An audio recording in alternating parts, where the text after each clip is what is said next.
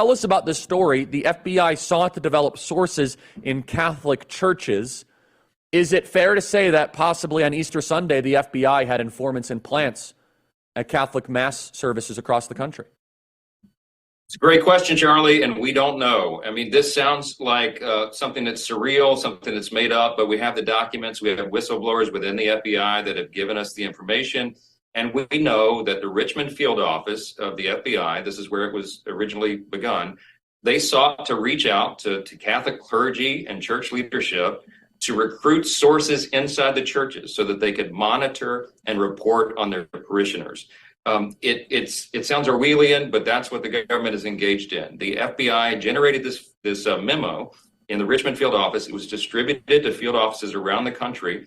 And Jim Jordan and I on the Weaponization Committee and House Judiciary Committee are pursuing this vigorously because we are demanding answers to see how far and wide this went, how much damage was done. We just don't know yet.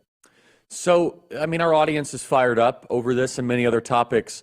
An idea that has been floated is called fencing off the money, Congressman, which, for example, you might say, okay, we might not be able to close the FBI, nor do I know if, they do some good work, obviously.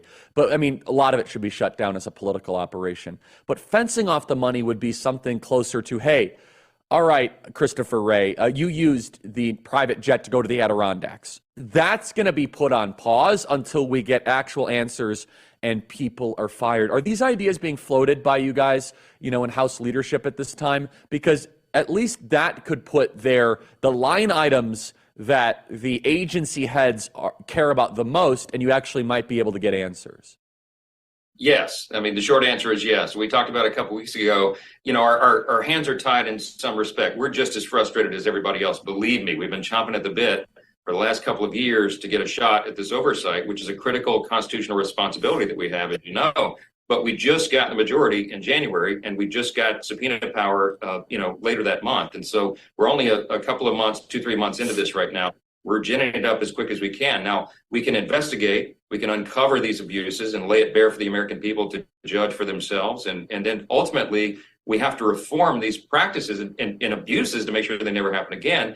But the power of the purse is really the key function here. We don't have the ability to indict anyone, to perp walk them, arrest them, put them on trial, but we can put them on trial in the court of public opinion, and we can cut funding and limit funding, fence it off, as you say, for big priorities that they have if they cannot follow the basic tenets of the Constitution. I mean, this kind of stuff is just steamrolling right over the First Amendment. It's as if field agents and FBI leadership have no regard for that at all, and it's really, really scary and dangerous stuff.